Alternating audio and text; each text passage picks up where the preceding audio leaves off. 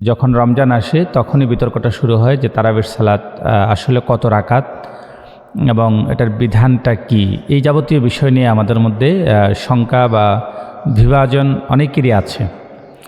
তো এই বিষয়টি আজকে ইনশাল্লাহ যদি আলোচনাটিতে শেষ পর্যন্ত থাকেন, ইনশাল্লাহ এর সমাধান ইনশাল্লাহ আল্লাহ তাআলা পক্ষ থেকে আপনারা পাবেন, ইনশাল্লাহ আমি বলার চেষ্টা করছি। তো আল্লাহর হাবিব সাল্লাল্লাহু আলাইহি সাল্লাম আমাদেরকে রমজানের বিধানগুলো সম্পর্কে আমাদেরকে অনেক বেশি অবগত করেছেন, আমরা জেনেছি। কিন্তু এই রমজানের ভেতরে যে সালাতুত তারাবিহ, এই তারাবিহ সম্পর্কের হুকুম সম্পর্কে যদি বলি, ওয়া আন্নাল্লাহা ফারাদা আলাইকুমুস সিয়াম, রমজানের রোজাটা রাখা আমাদের উপরে আল্লাহ তাআলা ফরজ করে দিয়েছেন। যেমন কুতিবা আলাইকুমুস সিয়াম, তোমাদের উপরে কুতিবা মানে কাতাবা, আবশ্যক, দায়িত্ব, গুরুত্বপূর্ণ, ফরজ হলো রোজা। আর আল্লাহ রাব্বুল আলামিন আমাদেরকে রোজাটা ফরজ করে দিয়েছেন, এটা কোরআনেও আছে, আর হাদিসেও রাসূল পাক সাল্লাল্লাহু আলাইহি সাল্লাম বর্ণনা করেছেন অসংখ্য জায়গায়। কিন্তু এখানে বলা হয়েছে ফারাদা আলাইকুমুস সিয়াম, সিয়ামটা তোমাদের জন্য ফরজ। তারপরে বলা হয়েছে ওয়াসানান্তু লাকুম কিয়ামাহু, আর আমরা যে সালাতুত তারাবিহ পড়ি এটা আমাদের জন্য সুন্নাহ, এটা আমাদের জন্য হচ্ছে সুন্নাহ। এখন তারাবি আর আপনার রমজান, এই রোজা এবং তারাবি, এটা একটার সাথে আরেকটার সম্পর্কটা কি বা সম্পর্ক আছে কিনা যদি আপনার জিজ্ঞাসা করা হয়, তাহলে আমরা বলবো যে তারাবি হচ্ছে একটা স্বতন্ত্র ইবাদত আর রমজানও একটি স্বতন্ত্র ইবাদত। তবে এটা রমজান মাসকে ঘিরে, রমজানকে ঘিরে এই স্বতন্ত্র ইবাদতটি আমাদের উপরে আল্লাহ রাব্বুল আলামিনের পক্ষ থেকে রাসূল পাক সাল্লাল্লাহু আলাইহি সাল্লাম আমাদের উপরে নির্ধারণ করে দিয়েছেন। তো সেই জন্য আমাদেরকে তারাবি পড়তেই হবে। আর তারাবির ব্যাপারে অসংখ্য হাদিস আসছে, মান কামা রমাদানান ঈমানান ওয়া ইহতিসাবান গুফিরা লাহু মা তাকাদ্দামা মিন যামবিহ। আল্লাহর হাবিব সাল্লাল্লাহু আলাইহি সাল্লাম স্পষ্ট করে বর্ণনা করেছেন যে যদি কোনো ব্যক্তি, যদি কোনো বান্দা, যদি কোনো মোমেন মুসলমান যদি তারাবি অনেক গুরুত্ব সহকারে যদি কিয়াম করে, তারাবিটা পড়ে আদায় করে, তাহলে আল্লাহ রাব্বুল আলামিন তাকে ক্ষমা করে দেন এবং তাকে ক্ষমা করে দিয়ে ক্ষমাকারীদের অন্তর্ভুক্ত করে দেন এবং সে ক্ষমাপ্রাপ্ত বান্দা হয়ে যায়। অত্যন্ত চমৎকার একটি বিষয়। এবং অনেকে আছে তারাবিটাকে রমজান মাসে সারাদিন রোজা রাখার পরে রাতের বেলায় এটাকে একটু কষ্টদায়ক মনে করে। এই যে কষ্টদায়ক মনে করাটা, এটা মোটেই উচিত নয়। কেন উচিত নয়? কেউ যদি কষ্টদায়ক মনে করে, আল্লাহ তাআলা কোরআনে বলে দিয়েছেন স্পষ্ট করে, লা ইউকাল্লিফুল্লাহু নাফসান ইল্লা উসআহা, আল্লাহ তাআলা বান্দার জন্য কষ্ট হতে পারে, কষ্টদায়ক এমন কোনো কিছুই নির্ধারণ করে দেননি। সুতরাং আল্লাহ যেহেতু রমজান দিয়েছেন, তারাবি এসছে, যদি কেউ সারাদিন রোজা রাখার পরে তারাবিটা পড়ে, আপনি দেখবেন যে শারীরিক যত কসরত আছে সবগুলো আল্লাহ তাআলা দূর করে দিয়ে আপনাকে একটা প্রশান্তি দিয়ে দেন। তারাবির সালাত কত রাকাত? অনেকেই বলেন যে তারাবির সালাত 8 রাকাত, আবার কেউ বলেন না তারাবির সালাত 20 রাকাত। এই জাতীয় একটা বিতর্ক রমজান মাস আসলেই অত্যন্ত অধিক পরিমাণে দেখা যায়। বিশেষ করে আমাদের দেশে আহলে হাদিস গণনার যে ওলামায়ে কেরাম আছেন, ওনারা একদিকে আপনার এটাকে একচাটিয়া ঠেলতে বলেন যেটা 8 রাকাতই। আবার আমাদের এখানে যারা ওলামায়ে আহনাফ আছেন বা সুন্নি, অথবা আপনারা যারা ইমাম আবু হানিফার মাযহাবের অনুসারী বা আহলে সুন্নাহ ওয়াল জামাতের অনুসারী যারা আছে, তারা মনে করেন যে না, তারাবি 20 রাকাতই পড়তে হবে। তো এই ব্যাপারে 8 এবং 20 নিয়ে যে পার্থক্য আমাদের মধ্যে আছে, পার্থক্য যেটা আছে, আমরা এটা স্পষ্ট সুন্দর একটা সমাধান করার চেষ্টা করব। হাদিসে রাসূল পাক সাল্লাল্লাহু আলাইহি সাল্লাম কি বলেছেন এই বিষয়টি দেখার চেষ্টা করব। মুসান্নেফে ইবনে আবি শায়বা 2য় খণ্ড, পৃষ্ঠা নং 394, হাদিস নং হচ্ছে 7774। একটা চমৎকার হাদিস এসছে। মুসান্নেফে কুবরায়ও এই হাদিসটি এসছেন। মুসান্নেফে কুবরা বাইহাকি 2য় খণ্ড, পৃষ্ঠা নাম্বার হচ্ছে 496, হাদিস নং হচ্ছে 4615। অত্যন্ত চমৎকার হাদিস। আন্না রাসূলুল্লাহ সাল্লাল্লাহু আলাইহি ওয়াসাল্লাম কানা ইউসাল্লি ফি রমাদান 20 রাকাতাইনি। আল্লাহর হাবিব সাল্লাল্লাহু আলাইহি ওয়াসাল্লাম বলছেন যে কানা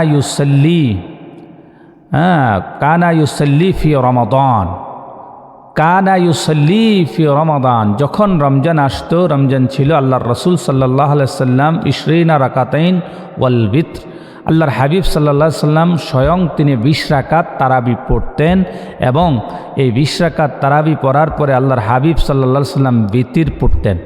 বিতর মানে হচ্ছে বেজরের যে নামাজগুলো আছে, ভিতরের নামাজ, এই ভিতরের নামাজগুলো পড়তেন। অর্থাৎ আল্লাহর হাবিব প্রথমে 20 রাকাত পড়তেন, তারপরে 3 রাকাত বিতির পড়তেন। সুতরাং এই হাদিস দ্বারা প্রমাণিত হয় 20 রাকাতের পক্ষে। আরেকটা কথা বলে রাখা উচিত, 20 রাকাতের পক্ষে যে বিষয়টা, এই বিষয়টা নির্ধারণ করেন কিন্তু সর্বপ্রথমে হজরতে আল্লাহর হাবিব সাল্লাল্লাহু আলাইহি সাল্লামের পরে এবং পরবর্তীতে আমরা দেখতে পাই যেটা হজরত উমরে ফারুক রাদিয়াল্লাহু তাআলা আনহুর সুন্নাহ হিসেবে এটা আমাদের উপরে নির্ধারিত হয়। যেহেতু আল্লাহর হাবিব সাল্লাল্লাহু আলাইহি সাল্লাম বলেছেন আস-সাহাবী কান নুজুম ইক্তাদাইতুম বি ইহতাদাইতুম, সাহাবীরা হচ্ছে আকাশের তারা, আমরা যদি তাদেরকে অনুসরণ করি তাহলে আল্লাহ তাআলা আমাদেরকে হেদায়েত নির্ধারণ করে দিবেন, আমরা হেদায়েত প্রাপ্ত হব। সুতরাং হজরত উমরে ফারুক রাদিয়াল্লাহু তাআলা আনহু কোন পর্যায়ের সাহাবী ছিলেন এটা আপনাদের সকলেরই অবগত, সকলেরই জানা। সেই হিসেবে আল্লাহর হাবিব উমরে মানাকিব উমর বলতে গিয়ে বলছেন যে লাকানা উমর, যদি আল্লাহর হাবিবের পরে যদি কোনো নবী থাকতো তাহলে আল্লাহ রব্বুল আলামিন হজরত ওমরকে নবী বানিয়ে ফেলতেন।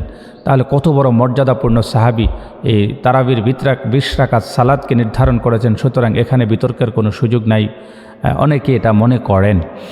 সুতরাং এই যে 20 রাকাত, এই বিষয়টাতে আমরা আরও যদি একটু খেয়াল করার চেষ্টা করি, আলাইকুম বিসুন্নতি ও সুন্নতুল খুলাফায়ে রাশিদিন, অর্থাৎ আমাদের সাহাবায়ে কেরাম যা বলেছেন তা কিন্তু হাদিস এবং সুন্নাহ। সুতরাং এই বিষয়গুলো আমাদেরকে মানতে হবে। হযরত ওমর যেহেতু রাদিয়াল্লাহু তাআলা আনহু, তিনি যেহেতু দ্বিতীয় খলিফা, ইসলামের দ্বিতীয় খলিফা, এই বিষয়টি গুরুত্ব দেওয়া আমাদের জন্য অত্যন্ত জরুরি। এবং মুসান্নিফে সুনানে আবি দাউদের প্রথম খণ্ডের 202 নং পৃষ্ঠায় হাদিস এসছে, চমৎকার একটা হাদিস।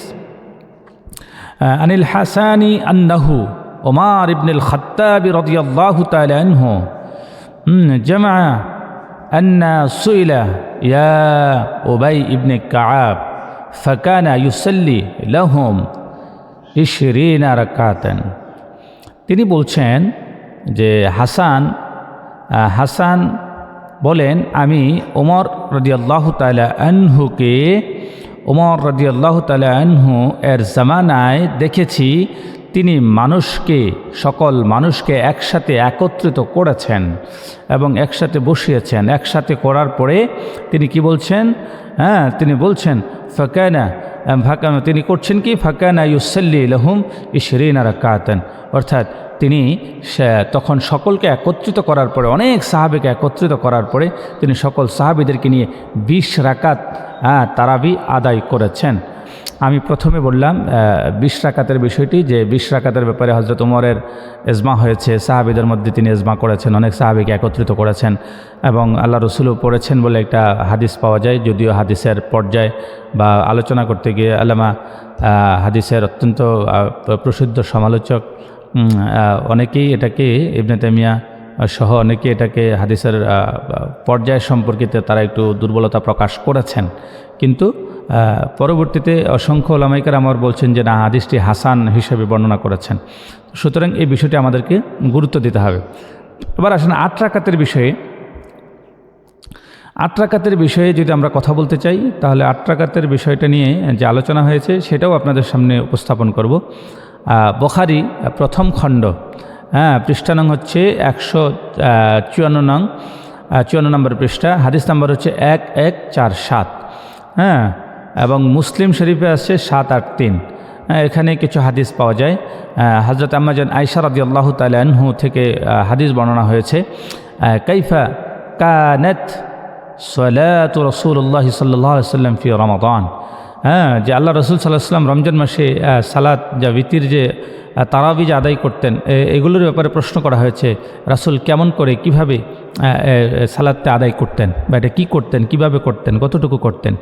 এই বিষয়টির সমাধান হিসেবে বলা হয়েছে قال عائشة ما كان رسول الله صلى الله عليه وسلم يجد في رمضان ولا في غيره على 11 ركعة অর্থাৎ আল্লাহর হাবিব সাল্লাল্লাহু আলাইহি সাল্লাম রমজান মাস আসলে পরে এই হাদিস আমাদের আয়েশা থেকে হাদিসটি বর্ণনা হয়েছে যে আল্লাহর হাবিব সাল্লাল্লাহু আলাইহি সাল্লাম তিনি সর্বমোট মিলিয়ে যে সালাতটুকুন আদায় করতেন, তিনি যে নামাজ পড়তেন এবং তারাবিটা আদায় করতেন, এই তারাবির ব্যাপারে বলেছেন যে এই হাদিসটি অত্যন্ত গুরুত্বপূর্ণ এবং দামি হাদিস। আল্লাহর হাবিব সাল্লাল্লাহু আলাইহি সাল্লাম তিনি প্রথমে তারাবি পড়তেন আশারা রাকাতাইন, আশারা রাকাতাইন অর্থাৎ মোট 11 রাকাত। তো 11 রাকাত পড়লে এখানে আমাদের একটু পর্যালোচনা করতে গেলে আমাদের সমস্যাটার সমাধান বের হয়ে আসে। এবং 8 রাকাতের ব্যাপারে আরও কিছু হাদিস আছে। কেউ কেউ বলেছেন যে 8 রাকাতের হাদিসগুলো একটু সবল, আবার কেউ কেউ বলেছেন না 20 রাকাতের হাদিসগুলো সবল।